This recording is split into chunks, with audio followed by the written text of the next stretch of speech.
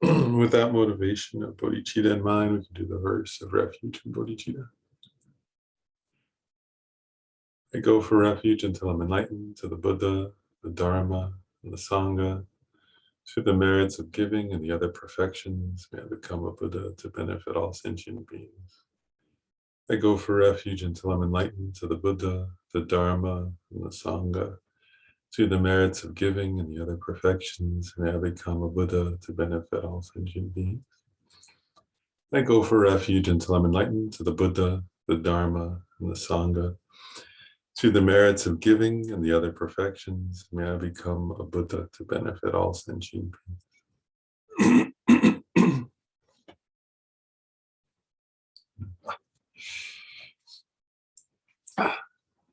Folks, let's see. So we're on the Prasangika, or consequence school, right? The last, highest of all the schools. Again, remember, like they sometimes talk about the all these different tenet systems as like steps, right? Stairway. And so in the sense that each builds on the other, and by understanding one, it's easier to understand the next. And so we're kind of, so we're at the last of those different steps, which are I'll call it the Prasangika, or which is right Sanskrit for consequence, translate that way. So, we went through the definition, the divisions, the etymology. We started the way of asserting objects. And we left off, I had suggested thinking about it some, because actually I want to say, part of the reason I suggested thinking about it some is that obviously with this school, it takes a lot of thought, right? And there's sort of remind everybody of that like, even in the commentaries I'm reading by the various geshes, they point this out, right? Like so we say, right? Well, and actually, what is, if you listen to His Holiness the Dalai Lama, right, he'll say that for like 50 years, he's been thinking every day, right? Every day he reads texts. He said that actually just recently I was listening, right? He says every single day he reads Chandrakirti's writings about the Prasangika school and thinks about them, right? He says he's been doing that for 50 something years. And he said he's made some progress because of that, which is kind of funny. So the point being that His Holiness is pointing out, in other words, this is not easy material, right? It's not, there is to really, especially with any of these schools, but especially with the Prasangikas, that it takes deep reflection, right? Over and over again to kind of tease out, well, how do things exist? What does it mean? So you can hear the word so easily, right? Things exist in mere name or merely labeled by the conceptual mind or things like that, which is good, to hear that. But then we have to, what His Holiness is saying, what every Lama who teaches this is saying, that they all say the same thing on this point, which is like, or many of them do, maybe not all, I don't know, but that it takes contemplating deeply in relation to our own experience. What does that mean? What are examples of that? When things are coming up for me, how does it relate to this teaching? And I've mentioned this before, right? Like even Tsongkhapa himself, right? They say he spent like years and years studying Prasangika thought, and then he did retreats, and then he would think about it more, and then he would read, and then he would think about it more, and then he would do another retreat, and then he would study again, and so anyway, so my point is that we're not going to, my point is like none of us are going to realize the Prasangika view by this one, this very brief text, right? But the idea of this text, I think, is that it's brief and it raises points that are unique to the Prasangika that then are points to think about. So I think that's the way to relate to this topic and this text is like, it's bringing up some unique points about the Prasangika school to inspire us to think, so you can come back to this and then relate it to other texts or relate it to other thoughts or teachings you've heard. And we just think more deeply, and come up against the parts that are hard to understand. And I want to say that too, if you get to a point where it's like, oh, that's really hard, that's a good sign, right? That means like, if you go, wow, how can that be? that's part of the process, right? If the Dalai Lama is saying that he himself has those kinds of moments or has had those kind of moments, then we're supposed to have those kind of moments, if that makes sense. In other words, if it were easy to realize the processing ego view, and if just hearing it helped, if it was enough, then we would all be enlightened already. But part of the reason we're not is that it's not so easy to realize this particular view, or this view in particular. Because the Vaibhashika view, it's much simpler actually, right? That things have partless particles and that there are, partless moments or something. If that were true, then that's a profound view, but it's not as profound as this view. And if that were the ultimate truth, it would be quite a bit easier to become a Buddha, actually. But that view is not the ultimate view of the Buddhas. And so, anyway, so we have to think. That's my point. But okay, so we left off, for those who are following in the text, it's on page 25. We left off with another way of dividing objects is into conventional truths and ultimate truths. So I'm going to read the definition now of the conventional truth. So according to this text, it says, the definition of conventional truth is an object that is, it says found, or sometimes some translators say distinguished, distinguished or found by a valid cognizer analyzing a conventionality, and with respect to which that valid cognizer analyzing the conventionality becomes a valid cognizer analyzing a conventionality. And I've pointed this out before. These texts, these are what they call in Tibetan yikcha, right? It's like a textbook for monastic university, right? So this one's Sarah J's textbook, and so they give formal definitions that can hold up in debate, because the monks debate, right, about these topics in the debate grounds, at the monasteries, and in the courtyards, and so on. So what a few points are made here, right? One is a valid cognizer is a conventional truth is a object distinguished or known, let's say, by a valid cognition, right?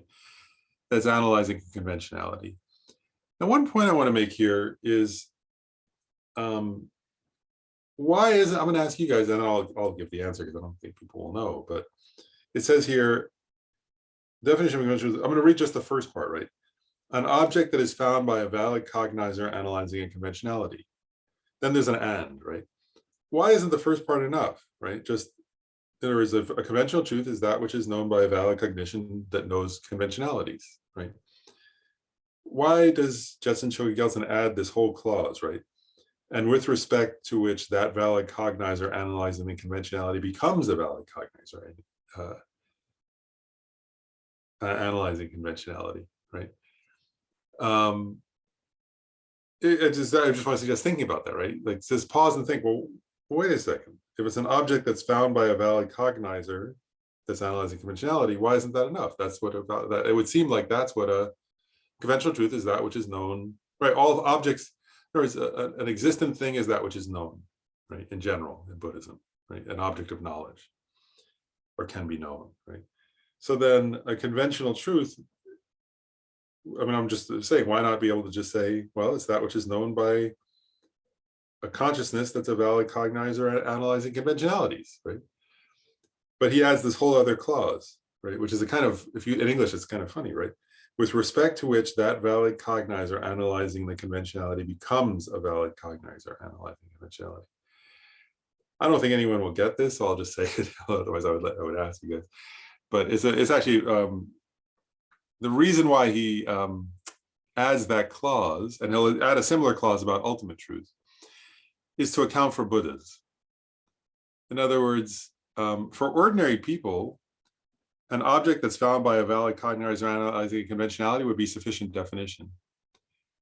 But in the case of a Buddha, the Buddha's mind simultaneously knows conventional truths and ultimate truths. It's one of the unique characteristics of a Buddha, that only a Buddha can simultaneously know conventional and ultimate truths. So for a Buddha, it's interesting, a Buddha's valid cognizer analyzing ultimate truth also knows conventional truth.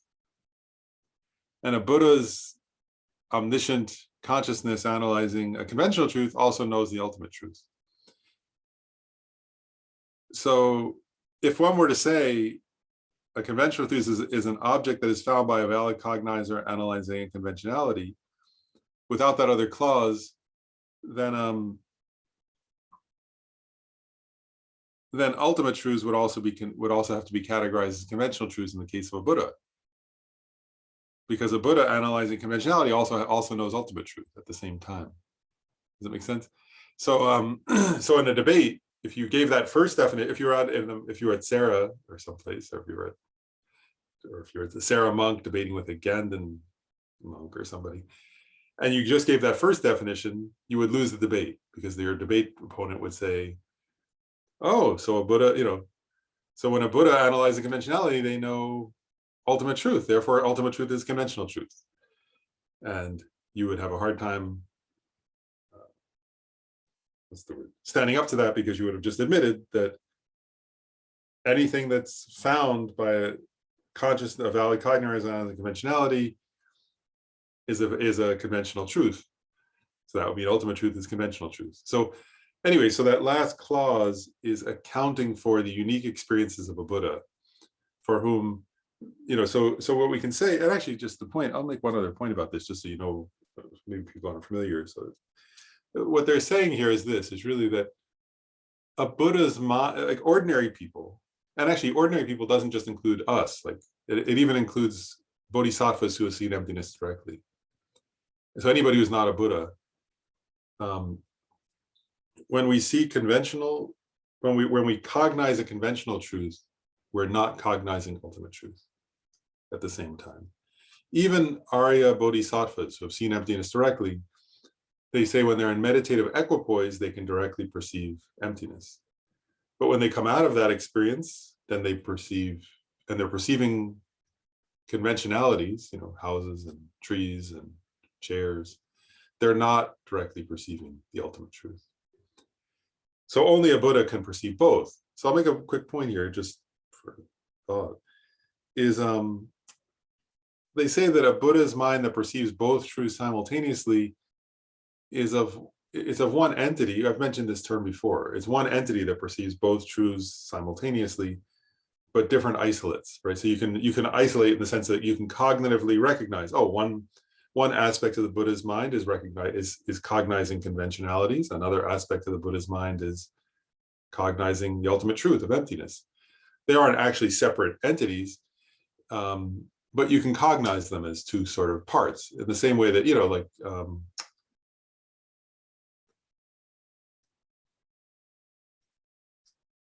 in the same way that, like, if you were looking at Varahi, you can say Varahi's a human being, Varahi's a nun, Varahi's a woman, right? Those are different isolates, but they're one entity. You're not saying there are three. If I said Varahi's a person, a woman, and a nun, I'm not saying there are three Varahis, right? I'm saying there's one entity, Varahi, but I can mentally isolate different aspects of her, right? She's a female, or she's a nun, or she's a person, and so on, right? So that's what it means, one entity, but different isolates. So anyway, so a Buddha's mind has one entity that perceives both the ultimate truth and the conventional truth. So that last part of the definition is to account for that. Anyway, okay. So in brief, that's explaining that last part of the definition, right? But then, so conventional truth is that which is known by a valid cognizer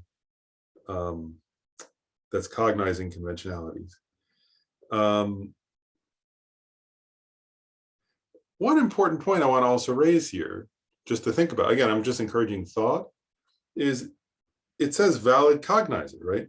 Is found by a valid cognizer, I mean pramana, right? We said pramana is Sanskrit for valid cognizer. So here we're saying, right, that that which knows a conventional truth is a valid cognition, right? Now we're going to move on and say, I'm going to read the next paragraph, the beginning of the next paragraph, and this is where it starts to get challenging. Right? If that was easy, by the way, now we're going to get to the challenging part, a challenging part. Next, Justin Shogi Gelson says, it is inadmissible to divide conventional truths into two, real conventional truths and unreal conventional truths, because there are no real conventional truths. This is so because if it is a conventional truth, it is necessarily not real. This is so because if it is a conventional truth, it is necessarily unreal, i.e. a falsity. So I want to kind of ask you just to contemplate. Again, these are points for contemplation, right? So we're saying it's a valid cognition, right? Justin Jogi Gelson just said, when you're a conventional truth is that which is known by a valid cognizer, analyzing conventional truth. And in the very next paragraph, he says, but it's unreal, right? So what does that mean, right? I'm just challenging, like, and this is the question I ask people to think. One of the two questions I ask people to contemplate, right? So he's saying, so valid means incontrovertible, right? A valid cognition. Actually, I'll read that. The definition of a valid cognition. Oh, by the way, and I should say this too. Remember in some of the other schools we said it's a new incontrovertible knower. I said that when we were studying the Tantrikas. In the Prasangika school, it doesn't have to be new. That's going to have all kinds of implications from that, by the way, as we go along, that are complicated, but it doesn't need to be new. So the definition of a valid cognition to the Prasangikas would be an incontrovertible knower with respect to its object of the mode of apprehension. So I want to challenge you to think. So what he's saying here, right, he just said it, is that a conventional truth is that which is known by an incontrovertible knower, right, with respect to the main object of its mode of apprehension, and yet it's not real, right? Conventional truths are, it says here, there are no real conventional truths. That's an actual, right? That's it. I'll read the exact wording. There are no real conventional truths. So there are no real conventional truths, but conventional truths are objects found by a valid cognizer that incontrovertibly knows that conventionality.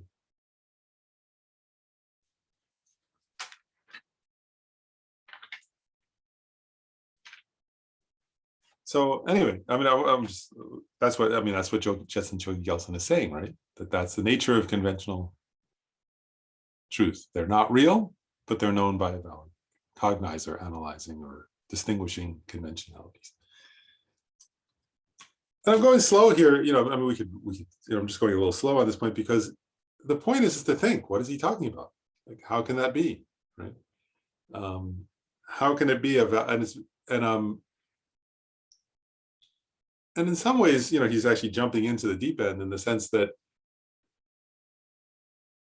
I want to point this out, actually, like what's easy in a way about Madhyamaka, Prasangika Madhyamaka, to say it's unfindable is easy, right? In other words, anybody can do that, right? We could say, well, if you search for, we say this is a pen, but if you search the subatomic particles of the pen, you can't find a pen on those subatomic particles, right? Like, and we kind of know that, right? There's carbon or something and whatever other, and is that a pen? No, whatever. That's pretty easy, actually, right? It's not entirely easy, but it's somewhat easy. Now we get into now we're getting into the challenging parts of Prasangika thought, which is, but the pen is known by a valid cognition, right? That's what he's saying here. The pen is an, I mean, that's an example of a conventional truth, pen. I'm just picking an example, right? So a conventional truth is an object found by a valid cognizer analyzing a conventionality, right? So he's saying that is a conventional truth, right? And then he's saying, but there are no real conventional truths, and it's necessarily unreal. It's a falsity, right? So how is this pen not real and a falsity, necessarily unreal, and yet it's known by a conventional valid cognizer, not just a cognizer? It'd be easy, actually. I think it'd be easier if you just said it's known by a cognizer. He's saying it's known by a valid cognizer, right? So there's valid, and this is important, right? Because what he's getting at here is that one thing is already, if you think deeply enough about it, he's getting at how do you find the harmony of conventional truth and ultimate truth? And how is it that things exist, but they don't exist inherently? That's what he's starting to get at here. And I'll make one other general point, which is not answering my own question, by the way. Yet. We're not answering the question yet, but these are all implications. Is another way of saying what's difficult here, which according to Prasangika thinkers is an extremely difficult point, is to differentiate between existence and inherent existence. Right? And one point is, and this is one of the benefits of having studied the other tenet systems, every other tenet system says things do inherently exist. Right? That there has to be some, and inherent existence means there's something findable, right? Pointable to. It's not just labeled, right? For them, if you were to say it's just labeled, that would mean it's not real. That you couldn't. They would say then you can't differentiate between the horns of a rabbit and a pen, right? But the horns of a rabbit don't exist; they're just labeled, right? They would say, every other school would say, wait a second, the horns of a rabbit are a verbal convention, but they don't correspond to anything real. Rabbits don't have horns. Whereas a pen, there's something you can point to that is the pen. It's not just labeled, right? There is also, it's labeled, but there's also something there from its own side. So Prasangikas are unique, actually, in differentiating between, they can say things exist, but they don't exist inherently, right? And that's unique, right? Only only the Madhyamikas can assert a subtle distinction between existence and inherent existence. Only the Prasangikas actually do that in a unique way. So, does anybody actually? I'll pause there because before there's another paragraph about conventional truths, but I'll pause there. Does anybody have any comments? I mean, you don't have to, but I want to give a chance. Does anybody have any comments or questions about these first two paragraphs? Lynn. I guess it's a question. Is a conventional, to have a conventional truth, you have to have a subject and an object. So the subject views the object as a conventional truth. And what this school seems to be saying is that when you merge those, like a Buddha, that you don't get those two things. You don't get dualism. So that makes a conventional truth not truly existent because it depends on a subject. It depends on somebody seeing it. It's not, a conventional truth is not seen, it's not existing by its own part. It's seen by somebody.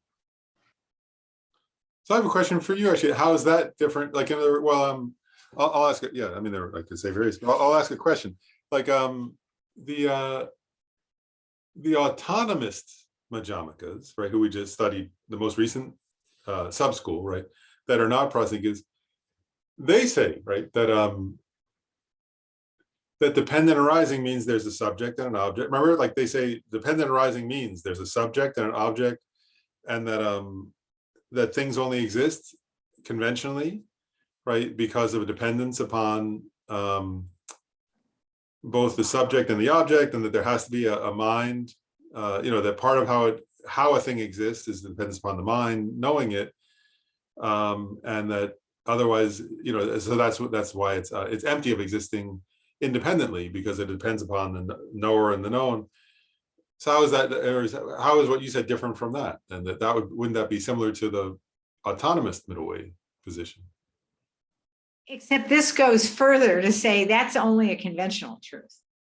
That's not truly existent. You haven't gone far enough, in other words. In what way, though? Because they both say things are not, like, autonomous also use that phrase, things are not truly existent. They'll say it's not truly existent because it depends upon the mind knowing it.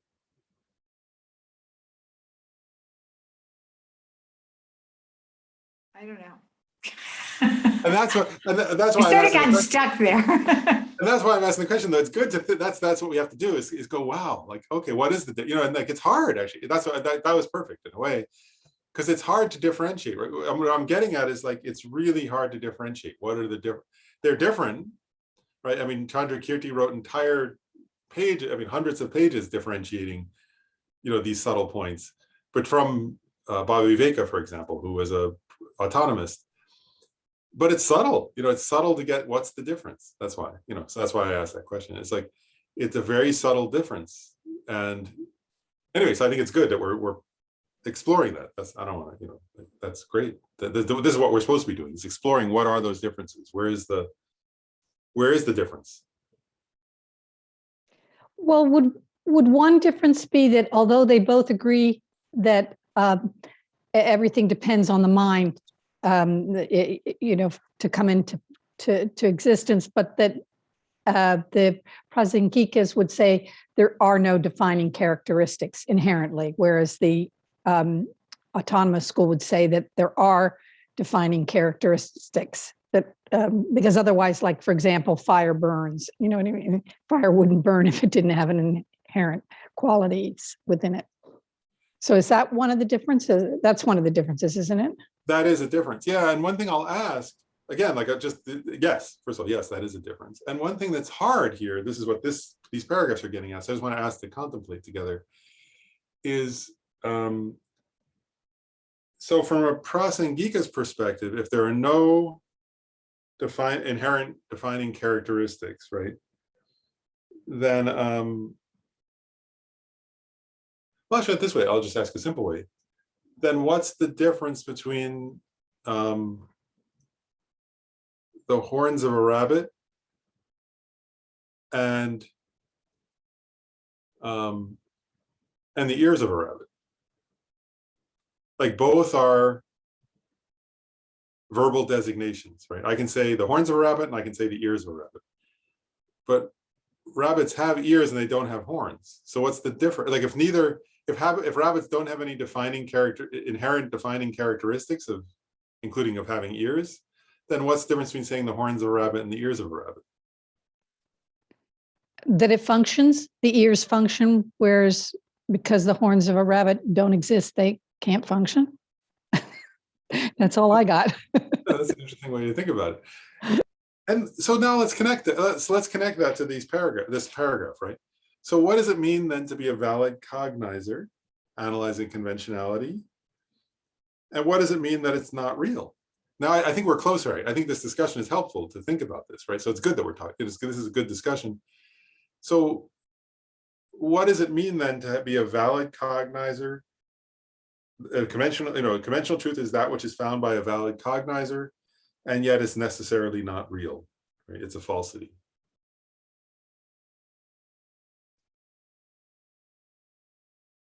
I think this discussion is getting close to that question.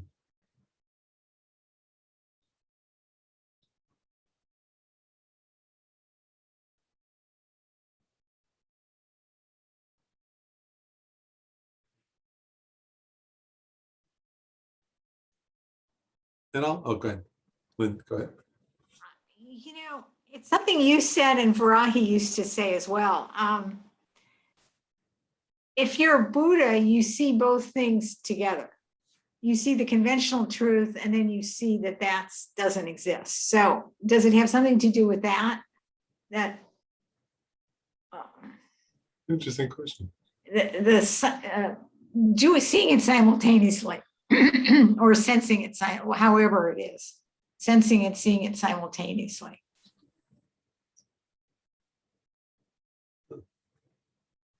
I'll say actually, I guess I'll say it this way. That is true of how Buddha's experienced, but that's not, I don't think that's the key to this question of valid, of how it's a valid cognizer and it's unreal. I'm not sure. I don't think that's core to this question. Well, maybe. Well, see, the way it's the way I interpret it, the last part of that sentence, and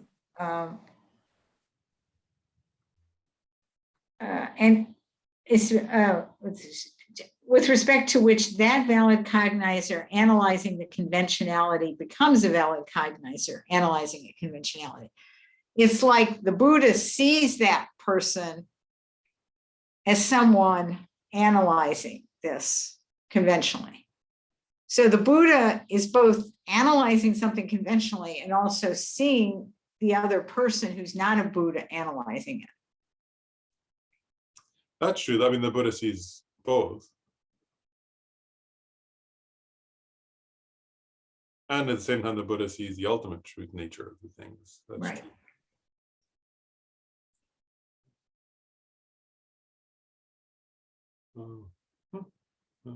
Anyway, maybe I want to make one comment. I want to. Oh, sorry, Sujata, go ahead. Oh, and I think about the Buddhas having a simultaneous understanding of conventional and ultimate reality. I imagine them sort of, so this is, and this is what I could use some help with. They may or may not be in human form, the Buddhas.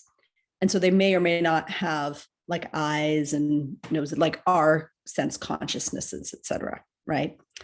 And so when I think about like animals seeing a different color than we do when they're looking at an object, right? I think about the sense objects engaging differently. And that always helps me understand it's only the mind that labels that red, you know, and my dog may be seeing black and white or what, I don't know, right? So when I think about when the Buddhas are in their different kayas, like they're going to have different, they don't necessarily have like the human sense organs, right?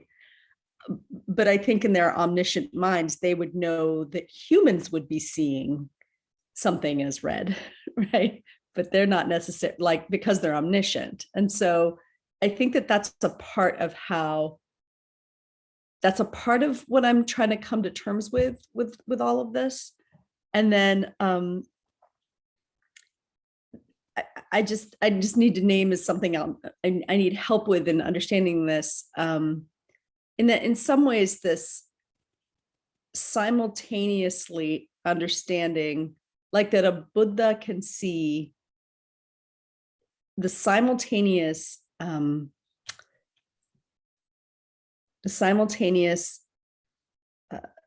conventional and ultimate reality is something that is sort of experiential. And it's hard for me to understand how without like meditative practice, we can ever actually get there. Like it sort of seems ineffable. And then therefore, like, I think I stop my mind from trying to do it or understand it when we go through these definitions. And so I would just love some advice on how to continue to engage sort of because it feels like you can't know it until you're knowing it, if that makes sense. Like you can't. So that's somewhere I'm getting stuck in terms of thinking through the text. Interesting question. What points? I don't have any profound answers, to be honest. But one thing I will say, I remember one time, well, it said that there was one point I'll make is you're right, that in the sense that the experience of a Buddha is unknowable to non-Buddhas. And they actually say, like, I remember when Gyimei Khenpo was teaching the Abhisamaya Alamkara, in that text, he was making this point that Maitreya says, he was going to describe who, to just take refuge, you want to appreciate who the Buddha is. And then he said, how do you take refuge? Actually, it's funny, like refuge is a huge topic, right? Because we say I take refuge in the Buddha, but then if you can't understand what is a Buddha, if a Buddha's experience is inconceivable, how do you take refuge in the Buddha, right? And so then Maitreya, I guess, makes this point that he says, since the Buddha's experience is inconceivable, I'm going to explain the path and the experiences of the bodhisattvas, because though, it's like those are, by understanding those, you'll come closer to understanding the experience of a Buddha. And so I guess one point I would make is like that it's true actually that it's impossible for somebody who's not a Buddha to understand the experience of a Buddha. Actually, I remember this quote. Oh wow, I'm just sharing some reflection. But I remember they were describing, like, at one point, I think it's in the Abhisamayankara, they're describing like the unbelievable, inconceivable benefit that 10th Bhumi Bodhisattvas can do. Like, and that they can manifest limitless bodies to limitless world systems, and they can teach limitless dharmas to limitless beings simultaneously, and they can enter limitless Buddha fields, and so on.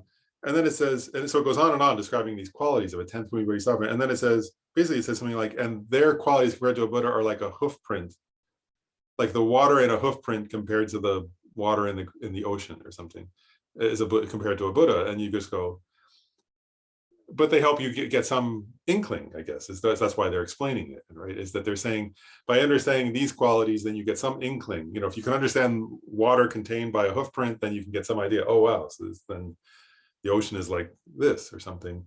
But it doesn't mean you can plumb the depths of the ocean, you know, something. Anyway, I'm just going on and on a little bit there. But also another point I would make is, which again is inconceivable. So I can't understand it at all. Really, is they say, like, it's the Dharmakaya, right? The Buddha's Dharmakaya is that which is the omniscient mind of a Buddha.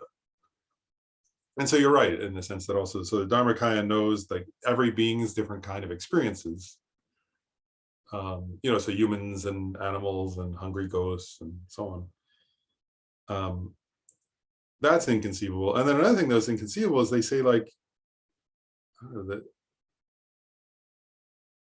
don't know, that a Buddha's ear consciousness knows all visual objects. That's inconceivable. I don't know what that means. Like, you know, but so it's inconceivable, but because it's not separate from the Dharmakaya in part, right? That there's no aspect of the Buddha that's a separate entity from the Dharmakaya, I guess, is part of the implication. So the Buddha's, you know, earlobe or something is not separate from the Dharmakaya, so therefore is, I don't know, it's inconceivable, I think, but I don't think that answers anything. But anyway, you know, it's worth contemplating these things, I suppose. But, oh, Larry, you had a comment. It looks like Larry has a comment or a question. Yeah, you took part of my answer away Oh. in your explanation. It's interesting discussion, but it's a logical fallacism that we'll never get the answer, because we're looking at it from the perception or perspective of sentient human beings. We have a cognitive capacity to understand. We have consciousness that we can view things, and our limited ability to accept what we see. But I think the ultimate question comes down to is the faith we have in what the Buddha is. The Buddha has a unknowable ability that we don't know, and we aspire to know that by reaching enlightenment and Buddhahood, and we have to accept that we will not understand that. So we're kind of dependent on the person who is writing the text that we're studying and in the way they explain it, because getting back into my real world stuff of words have meaning, and you have to be very not only precise about the meaning of the word, but the people who are hearing the words and their understanding of that word. Otherwise, we get into a discussion that how can it be and not be at the same time? Well, in our perception, it can't be. You can't have my hand here and it not be here, unless you're on the computer, and then you can edit it out. But in real life, it exists. And I think it, and this is just my opinion from listening to and reading and listening, is that it is an article of faith that we accept that the path that we're on to enlightenment and to Buddhahood ultimately is when and where we will understand that. And until then, we read the text and we have these discussions, which I'm going to listen to you after that, because I can't go any further with it except for what I just said. Thank you. Interesting. Yeah, I guess I would just say, I mean, I don't have much to say about that. I would agree with what you said. I think that, you know, and the only point at which we'll fully understand the Buddha's experience is when we ourselves become a Buddha, is the idea, is what Buddhism would say. But there is a point, I guess, and that's similar to what I was saying about the Abhisamayankara's teaching, is that what they say also is that the higher, you know, actually, it's like, even in terms of refuge, for example, like I don't know, like when a bodhisattva who's seen emptiness directly takes refuge, they can take refuge in a way that somebody who hasn't seen emptiness directly isn't capable of taking refuge, because they know experientially something that we don't. They're not yet a Buddha, but they have had an experience that allows them to understand the nature of a Buddha in a way that somebody who hasn't seen emptiness directly yet, it's impossible to understand what they can, and so on. At each bhumi, for example, one's practice of refuge is more profound because one understands more deeply the qualities of the 6 perfections and therefore the resultant of those perfections and so on. So so at each level of the path, we're capable of a different kind of appreciation of the Buddha. Anyway, but that doesn't, that's just sort of an elaboration on what he said, I think. And then Varahi has a comment or question. Yeah, I just wanted to get back to your point about valid but not real. Is it valid because it functions and because it's an appearing object to a mind that grasps, but it's unreal? When it's a little bit easier for me to use the word false. Is it unreal or false because although it's appearing inherently, and that's not in point of fact how it exists? So is that the distinction, or are you trying to get at something else? Let's start with the second part of what you said, because I think that's Okay. the easier of the 2 parts. So let's start Okay. there. So where it says here, conventional truths are not real, right? Are necessarily unreal. That's right. What you said is, so in other words, all convention, this is important to understand actually. Yeah, so going back to the actual text, right? This part's, I think, a little easier to understand. That all conventional truths, it says here, right? All conventional truths, there are no real conventional truths, right? They're all false. What that means is they all appear one way, but don't exist the way they appear, right? They appear, every conventional truth appears to exist inherently, but it doesn't exist that way in actuality, right? It appears to exist from its own side, intrinsically or inherently, and it does not actually, that's not its actual mode of existence. So in that sense, it's false, right?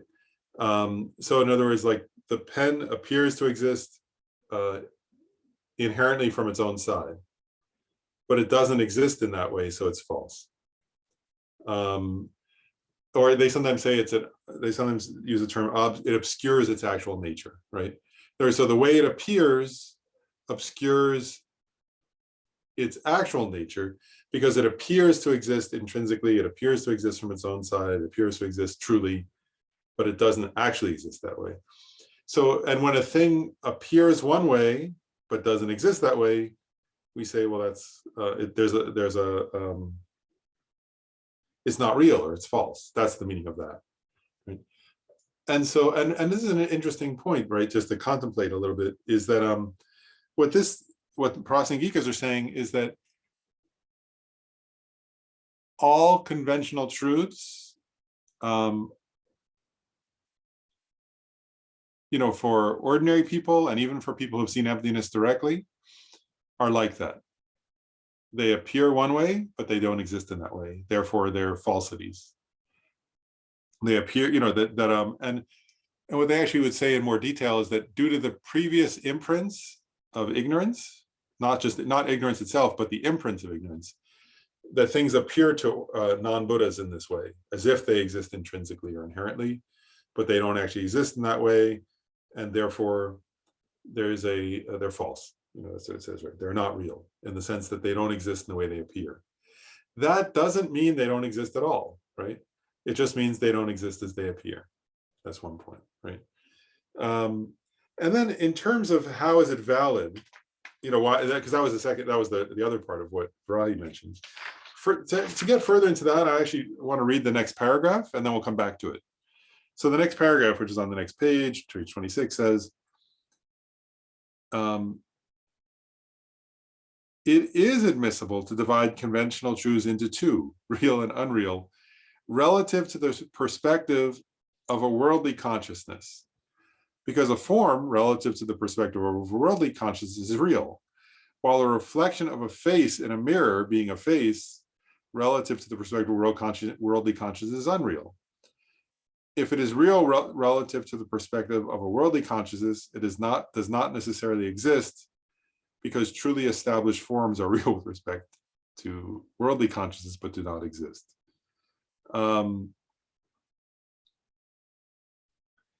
So this is getting at a number of points here, which are then going to help us, I think, go back and sort of clarify what does it mean by the valid cognition part. Right? But this is saying, for a prasangika, in reality, there are no real conventional truths, right? But then it's saying, from the perspective of a worldly consciousness, there are real and unreal conventional truths, right? And so now we're getting at from whose perspective, right? So I'm going to say it the right way here. Okay, so from a worldly person here means we'll say it this way: a worldly person. One lama who's giving a commentary said, a worldly person is someone who has not realized emptiness directly. And so for that such a person can differentiate from a worldly perspective what's real and what's unreal, in the sense that, so if somebody says, like, if a baby thought their face was actually there in the mirror, or sometimes you see like a cat is scared because it sees a reflection, right, of a cat there, but there's no cat there, right? Actually, even a cat can eventually determine that, right? You don't have to be even human, right? Cats eventually figure out that the reflection is not another cat. And human beings can easily determine that, the face they see in a mirror is not an actual face, it's a reflection, right? And so we would say, so that even a cat can know the reflection of the cat is not real, right? You could say, oh, I just figured out it's not real. It's now the cat's not scared anymore, right? And the same example, they often give the example of what's it called, a mirage, right? Where somebody sees a mirage in the desert and thinks there's water there. They get there and then they realize there's no water, right? So the water was unreal. So what they're saying is, from a worldly perspective, this has nothing to do with emptiness yet, right? And they're not realizing emptiness. They're just realizing, oh, I thought that was water, but it's not water. It's not real, right? So it's an interesting point, right? So therefore, the perspective, the person who saw water, right, in the desert, but it was a mirage, didn't have a valid cognition, right?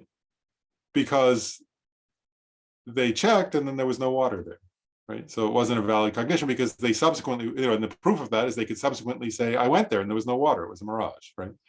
So it was unreal. There are a few points, right? One point is, that's not a realization of emptiness, is it? That's a very simple worldly recognition, right?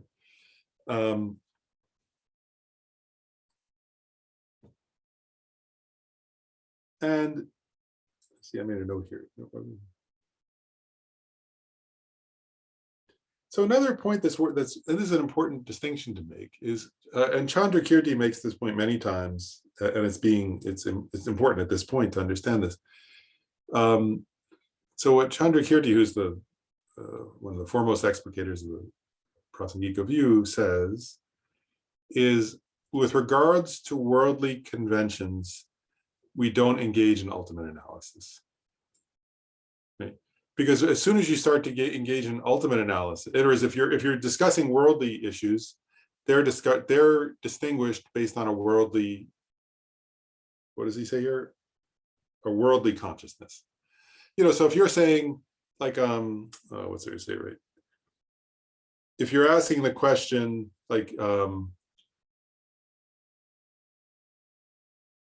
what would be a nutritious lunch, right, to have today? And you want to answer that question, don't ask don't do ultimate analysis, right? Ultimate analysis is determining, does lunch inherently exist, right? That's a different, so there are two different types of analysis, is one way I'm putting it. Let's put it that way.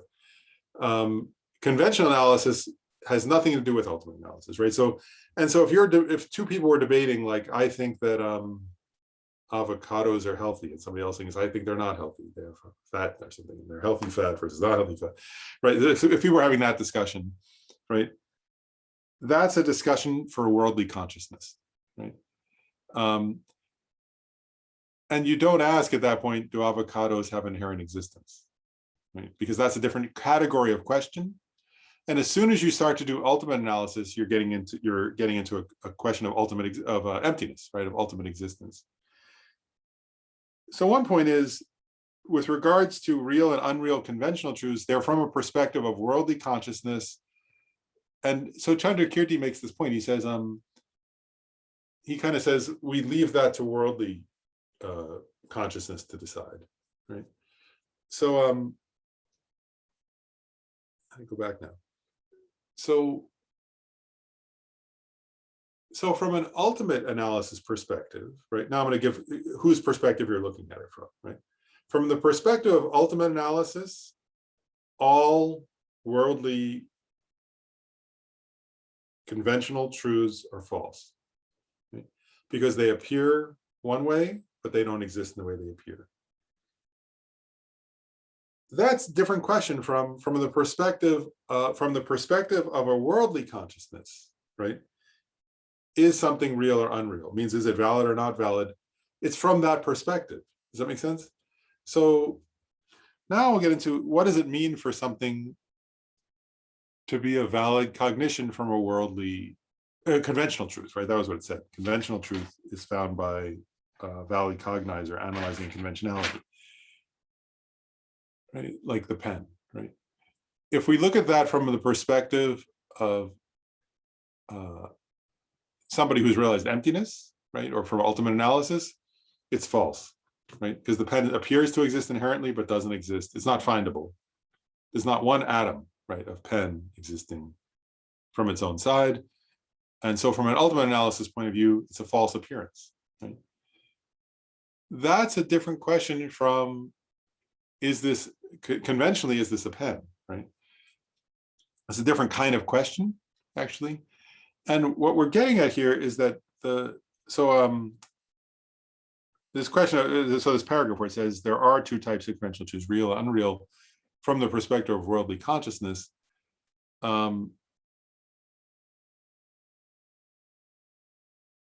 So now I'm going back. So this is getting at a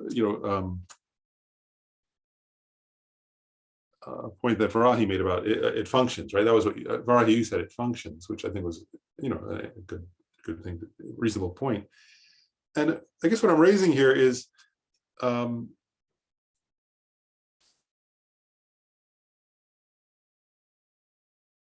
want to use the example of the water and the mirage, right? So like when the person's in the desert, they have a visual perception that looks like water, right?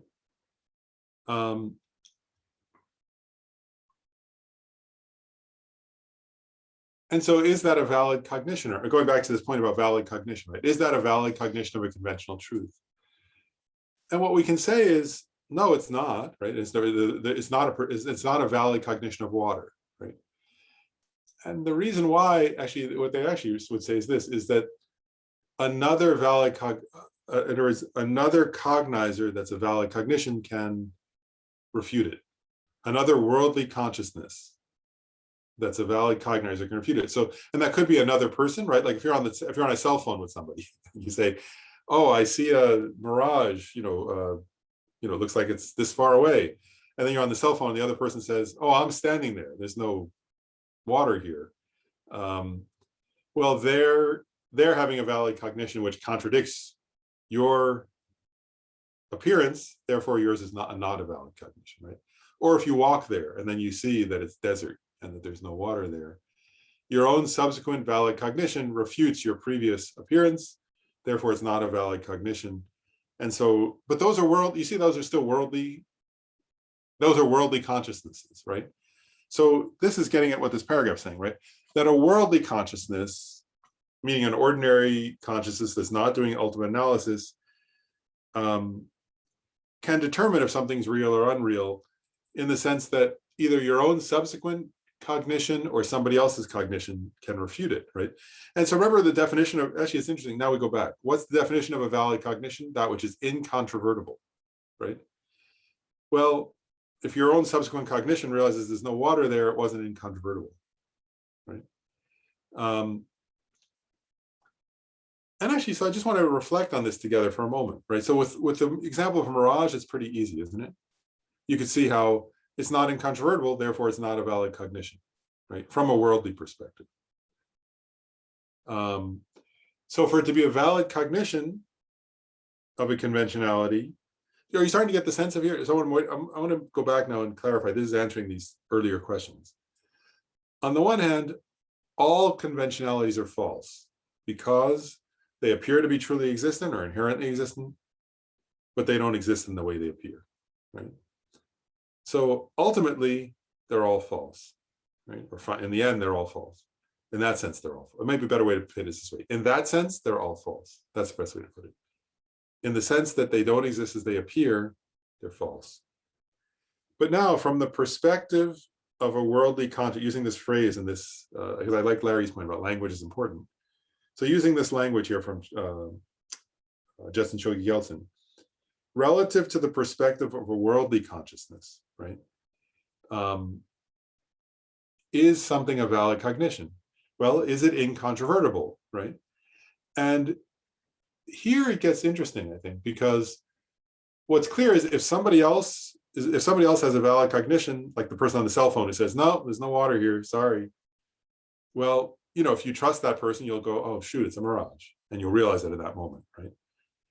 So therefore, it's not incontrovertible. Therefore, it's not a valid cognition. And so that the lake you were seeing is not a conventional truth, right? Because it doesn't exist, even conventionally.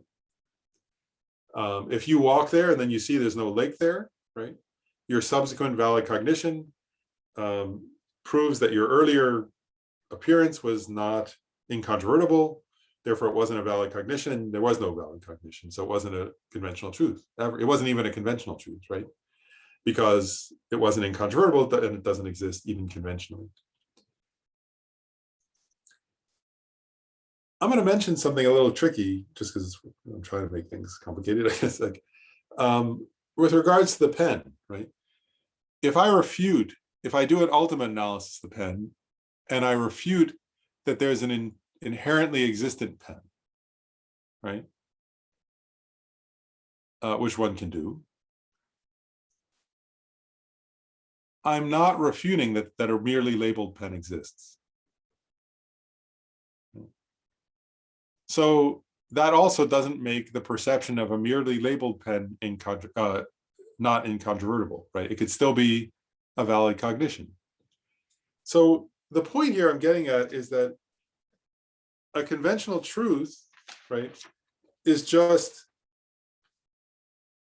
actually, I'm going to go back to the definition. The definition of conventional truth is, I'm just going to read the first half of it. An object that is found by a valid cognizer analyzing a conventionality, right? So valid cognizer means incontrovertible. So all that means really, if you think about it deeply, is it is from the perspective, it has to be from a perspective, right? So from the perspective of a worldly consciousness, or from a valid, or from a, what's it called, a worldly consciousness, or a conventional mind, right?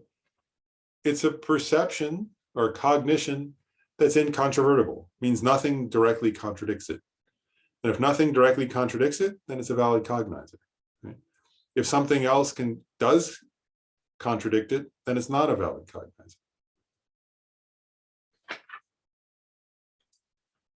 So valid cognition in that sense means, does another that's the way to say it, is it incontrovertible, right? That's really the question, right? Because valid cognition, according to the Prasangikas, means an incontrovertible knower.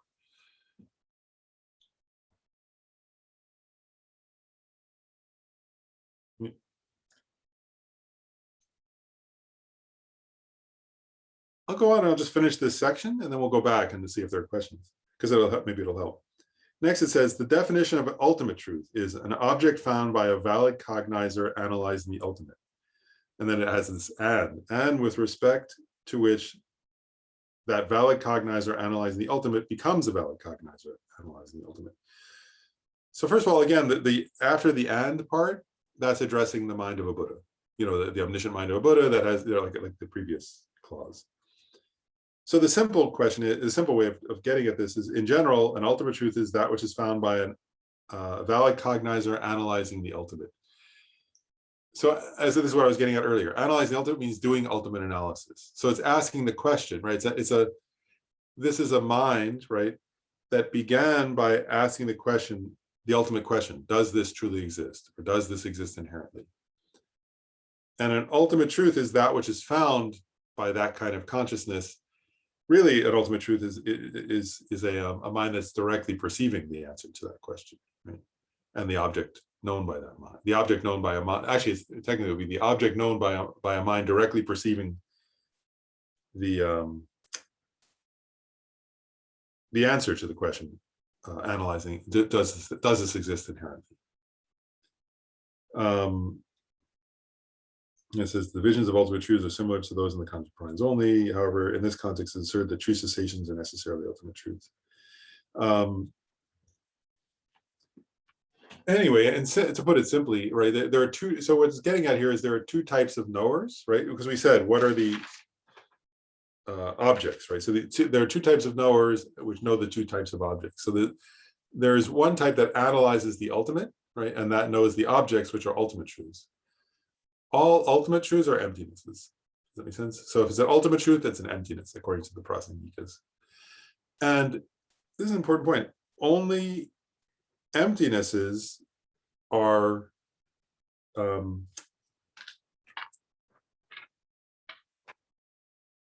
exist as they appear.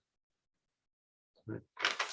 So in other words, when a mind directly realizes emptiness, there is no gap, I'll say, or something between how it appears and how it exists, for a mind that's directly realizing emptiness. Everything else that appears is a conventionality, right? So if it's not an emptiness, then it's a conventionality, right?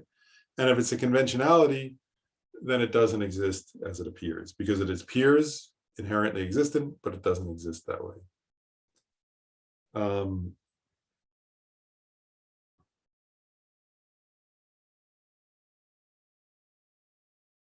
Again, I'll just note, right, these are topics we have to think a lot about. Obviously, they require a lot of reflection, and they should force us to think, to kind of go, oh wow, what's this getting at? That's a good sign, as I said. But are there any thought before I go? I mean, this will be further elaborated in the next section because it's getting at object possessors or knowers, and we'll get more into valid cognition. But any more comments or questions about this first section, or not first, but this fourth section?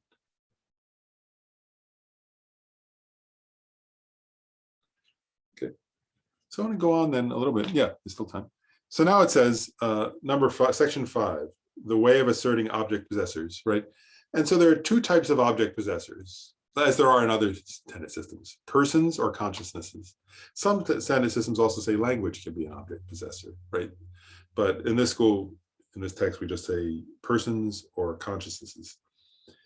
So first, Jetsun Chogi Gyaltsen addresses persons as object possessors. And he says something, I'll read these two lines that are kind of radical if you contemplate them. It says, the mere I that is imputed in dependence upon the 5 aggregates is asserted to be the illustration of the person. Person is necessarily a non-associated compositional factor. So remember, I hope you remember, I've said in the past, every school, every tenet system has what they call the illustration of the person, right? And it's like what you can point to. Illustration of a person means what can you point to when referring to a person, right? So if I'm saying, the object possessor, right? The knower is, because sometimes you can say a mind knows, but you can also say a person knows, right? Like, so I could say, if I already say Lisa saw a tree, right? Well, in that sentence, the object possessor or the knower is Lisa, right? There are other times we could say Lisa's eye consciousness. If you say it's an eye consciousness, then it's a consciousness, right? But in general, we can also, we sometimes use language that way. We say, if I say Lisa saw a tree, then I'm the object possessor or the knower is the person, Lisa, in that sense, right? So I want to remind you of this. All the other tenet systems say the illustration of the person has to be something you can point to, right? So some schools say it's the 5 aggregates, right? Some schools say it's the mental consciousness, right? So they say in the end, what's the referent for person? It's the mental consciousness, because that's what goes from life to life, right? Remember, I've talked about that before. Some say, the mind only school followers, mind only school who follow scripture, say it's the alaya, right? That the alaya is the illustration of a person. So they all say there's something to point to. Of course, we're now in the Prasangika school. So what's the thing that's the illustration of the person that you can point to? It's the mere I that is imputed in dependence upon the 5 aggregates, right? So that becomes much more subtle, doesn't it? They're saying it's not, and that's why it's a compositional, non-associated compositional factor, right? It's not form and it's not mind, right? A person is not their body and it's not their mind. It's that which is merely labeled on the aggregates, right? And the aggregates also lack intrinsic nature, right? So do you see the point here? I just want to make sure you reflect on it, right, a little bit. What they're saying is, you get the subtlety of it, actually, right? They're saying a person exists, right? They are saying here a person exists, right? So if I say Lisa saw a tree, I'm saying that's the thing, Lisa exists, right? How does Lisa exist? As that which is merely imputed on the basis of designation, right? So there's nothing beyond that to be pointed to, except for that which is merely labeled, right? Or merely imputed. So what it's saying, right, is, which is a radical position, right, is in that example, right, it's saying Lisa is not Lisa's body, Lisa is not Lisa's mind, Lisa is that which is merely imputed on the appearance of the 5 aggregates.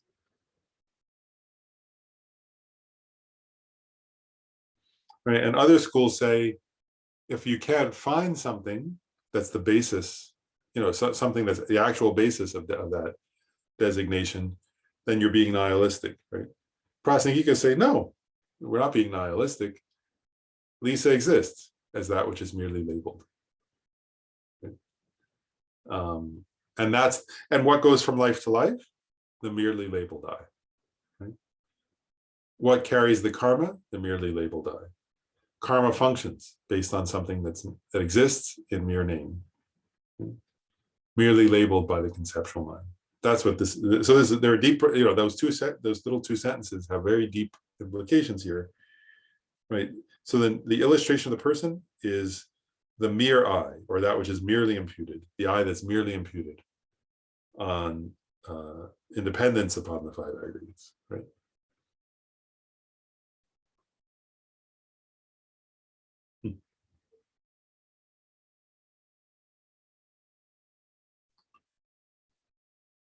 Okay, so it's saying that's one type. So one type of object possessor is persons, and what is a person? It's that which is merely labeled on an appearance of the aggregates. It just occurred to me as I was reading it, I would debate with Jetson. Actually, oh no, this is a tangent. I would debate that I'm probably wrong, so I should say that first. But I would debate Jetson Chogi and say you can't. I don't think you could really say independence upon the 5 aggregates, because not all beings have 5 aggregates. So you could say independence upon the aggregates, maybe, right? But formless realm beings don't have form aggregates. So, but they have a mere I. So I would debate that a little bit. But anyway, we'll use Jetson Chogi Yelson's definition because he knows probably better than I do. But I would argue that, say I'm giving an example, a formless realm being doesn't have 5 aggregates, but they do have a mere I, right? That's merely labeled in dependence upon mental aggregates. So I'm not sure about that. That's a question I'm raising. But so that's persons. And then the other type of object possessor is possessors are consciousnesses or awarenesses. And then here it says there are two types of awareness, valid cognizers and non-valid cognizers. And remember, so a valid cognizer, according to the Prasangikas, does not need to be new. But it must be incontrovertible. And then he continues on just under the first of those, right? Valid. He's going to go into those in detail. So he says, there are two types of valid cognizers, direct valid cognizers and inferential valid cognizers. And yeah, it's good to say because it covers it. So again, the Prasangikas are different than the other tenet systems. Remember, other tenet systems, usually when we've studied this a little bit before in this text, they define direct valid cognizers as non-conceptual knowers. Right? Like, yeah, so direct valid cognizers, some of them define it as a non-conceptual knower. Prasangikas don't define it that way. What they say is a direct valid cognizer is a valid cognizer that arises without necessarily having to depend upon a sign or reason. Whereas an inferential valid cognizer is a valid cognizer that arises by depending upon a sign or a reason. So for them, an inferential valid cognizer is a cognizer that arises depending upon a reason, right? Reasoning. Whereas direct valid cognizers are those that don't have to depend, that arise not directly dependent upon a sign or a reason. That's a very different definition, actually. Also remember, they don't have to be new. Does that make sense, right? Other schools say valid pramana, valid cognizers are new, incontrovertible knowers. For Prasangikas, they're incontrovertible knowers. They don't have to be new or fresh. And again, direct ones don't directly depend upon a sign or a reason. Inferential ones do directly depend upon a sign or reason.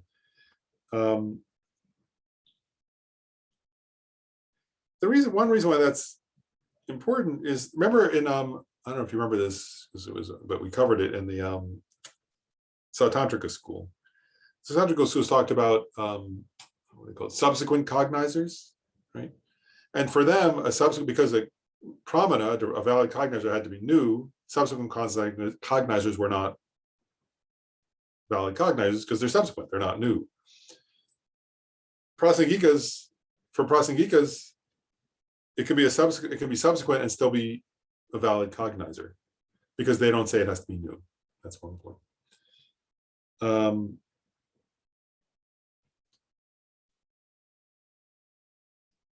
I don't know if it's worth. Oh, it comes up later, so I'll wait till we get there. Okay, so that's giving the definitions. Then it says, self-knowing direct perceivers are not asserted. So remember, we've talked about this in each school, in many of the schools, right? So that self-knowers, remember, are how some schools of tenets explain memory, right? They say you perceive yourself perceiving, and therefore you can remember that you perceived. And other schools say there is no such thing as self-knowers. Prasangikas say there are no self-knowing direct perceivers, so that they don't believe they exist. And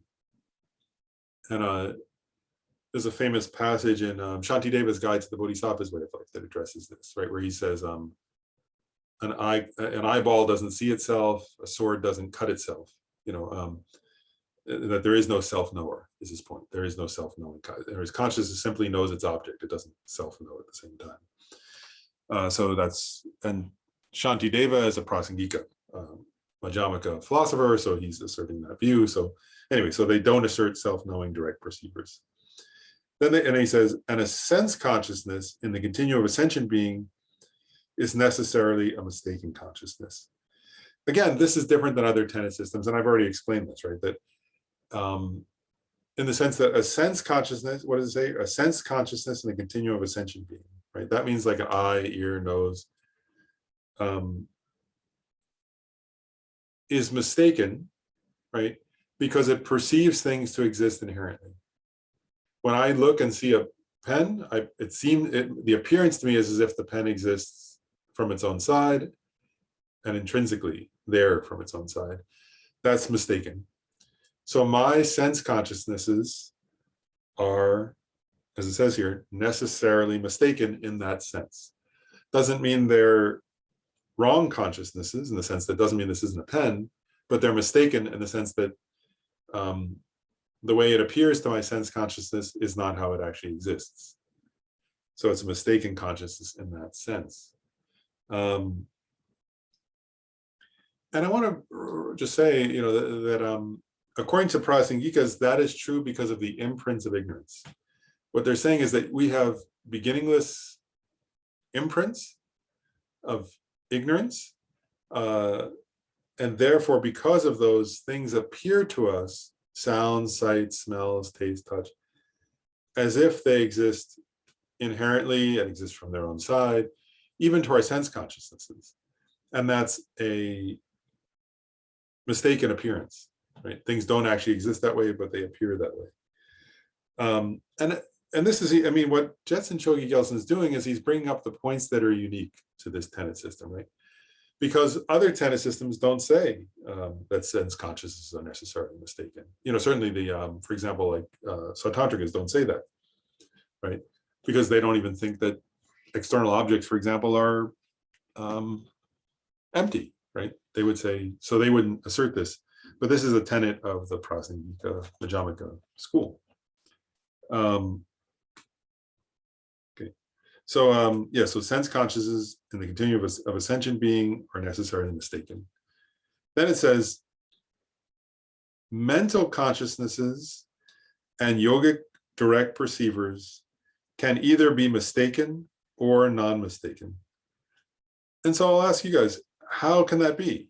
Just to think about it for a minute, right? How is it that a mental consciousness or even a yogic direct perceiver, right? And remember, yogic direct perceivers are perceivers that arise in dependence upon calm abiding and special insight.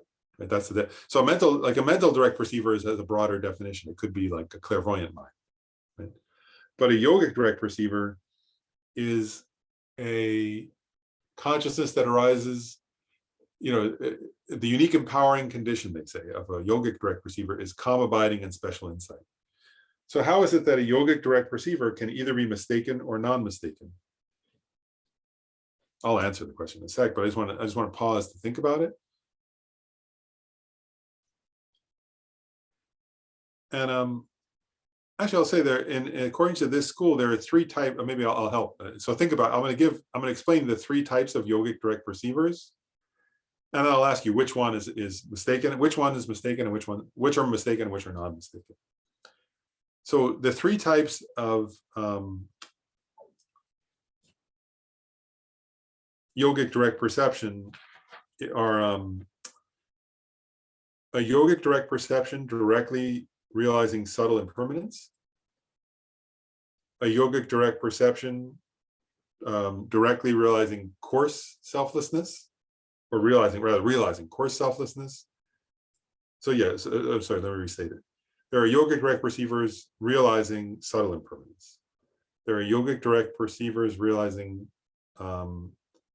coarse selflessness, and there are yogic direct perceivers realizing subtle selflessness.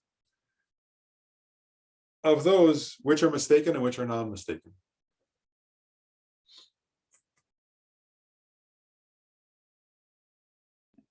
Lauren, could you say the third one? Yeah, so the third is a yogic direct perceiver realizing subtle selflessness.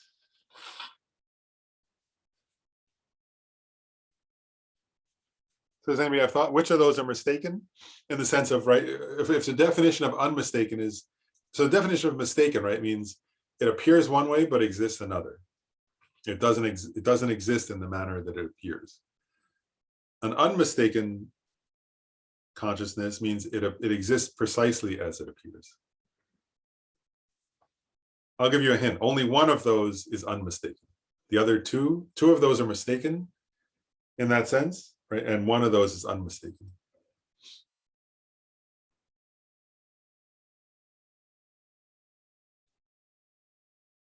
not easy. Yeah. So I'll answer the question then. Like, oh, does somebody have an answer? Oh, no. Okay. Remember I said earlier, I said a few minutes ago, right?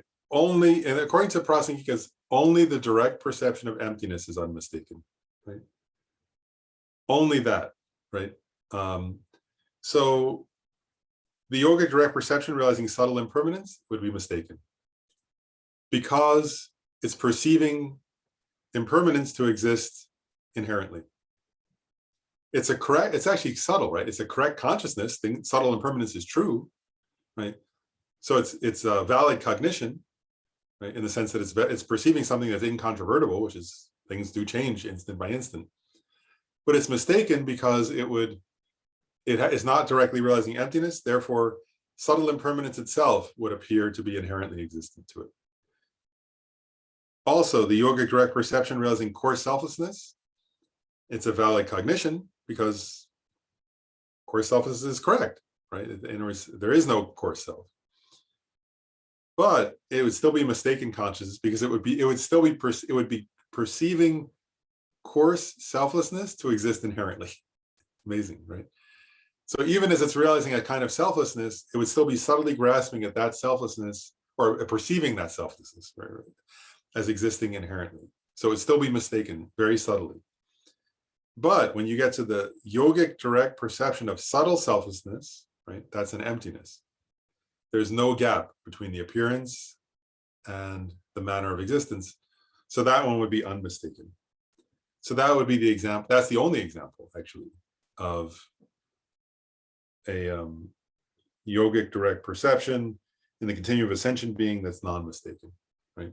So if you're ascension being, the only non-mistaken experience you have is the yogic direct perception of subtle selflessness. We don't have that. That's unique to Aryas. Well, some of you may be Aryas, I'm not. So only Arya bodhisattvas and meditative equipoise have that experience. I want to pause there and just say, like, I mean, that just to contemplate a little bit, just briefly. So what this is saying, right, is that, again, I've said this many times today implicitly, but I just want to make it explicit now. So this is saying every cognition like Lauren, right, I have ever had is mistaken. In the sense that every perception I've had, every cognition I've had, things have appeared to me in one way, but not existed in that way. They've appeared to me to exist inherently, but they don't exist inherently. Right? So in that particular sense, doesn't mean I've not had valid cognitions, right? If I perceive a pen as, and it's a pen, right? That's a valid cognition, but it's mistaken in the sense that the pen appears to exist inherently, but it doesn't exist inherently. So it's very difficult to understand that, right? And understanding that is what we're getting towards now, is that's the object of negation, right? Inherent exists, the appearance of, the appearance of things existing as more than merely, in a way that's more than merely labeled, right, is the object of negation, according to this school. I also want to point out, like, remember when we were studying the autonomy middle way school, they said things do have some existence from their side and then some existence from the side of the object, and together that's how we say things exist, because there's both, right? It's dependent arising. That assertion, right, that there's some existence from the side of the object is one way of describing the object of negation, according to this school, right? So that assertion of how things exist from the autonomy school would be an object of negation from the middle way, from the Prasangika school. Anyway, these are subtle points. But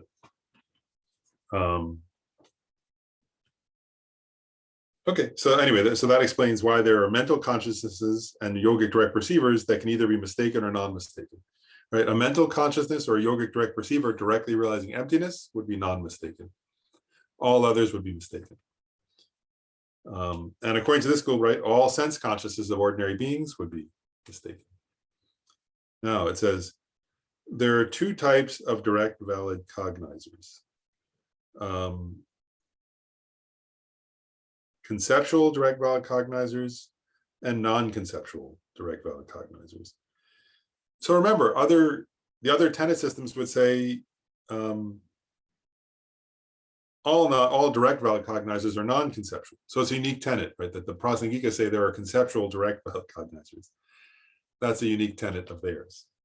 Then they say illustrations of conceptual direct valid cognizers are, for example, the second moment of an inferential cognizer realizing sound to be impermanent, and a remembering consciousness that is a factually concordant memory of blue generated through being induced by a sense direct perceiver apprehending blue. I don't know how much to go into this. Like, I don't know how, I'm not sure how deeply to go into these points, but I'll just explain briefly because I think it's probably otherwise confusing. So, right, it's a unique, as I just said, it's a unique tenet of this school that there can be conceptual, direct, valid cognizers. Part of that is that